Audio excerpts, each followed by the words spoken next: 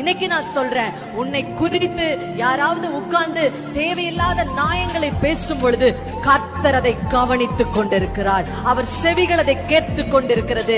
அவங்க என்ன வார்த்தை உபயோகப்படுத்துறாங்களோ அதுக்கு நேர் ஆப்போசிட்டா கர்த்தர் உங்க வாழ்க்கையில் கிரியை செய்வார். ஒருவேளை நீங்க மோசமானவன் சொன்னாங்கன்னா உங்க பேரை கர்த்தர் பெருமைப்படுத்துவார். நான் பார்த்திருக்கிறேங்க, பிசாசு நம்மளை எதை வச்சு அடிக்கிறானோ கர்த்தர் அதிலேயே உயர்வை தருவார்.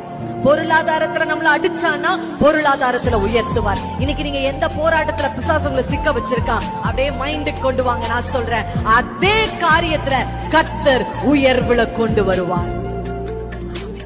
இன்னைக்கு நான் சொல்றேன், உன்னை குறித்து யாராவது உட்கார்ந்து தேவையில்லாத நியாயங்களை பேசும் பொழுது கர்த்தர் அதை கவனித்துக் கொண்டிருக்கிறார். அவர் செவிகள் அதை கேட்டுக் கொண்டிருக்கிறது. அவங்க என்ன வார்த்தை உபயோகப்படுத்துறாங்களோ அதுக்கு நேர் ஆப்போசிட்டா கர்த்தர் உங்க வாழ்க்கையில் கிரியை செய்வார். ஒருவேளை நீங்க மோசமானவன் சொன்னாங்கன்னா உங்க பேரை கர்த்தர் பெருமைப்படுத்துவார். நான் பார்த்திருக்கிறேங்க, பிசாசு நம்மளை எதை வச்சு அடிக்கிறானோ கர்த்தர் அதிலேயே உயர்வை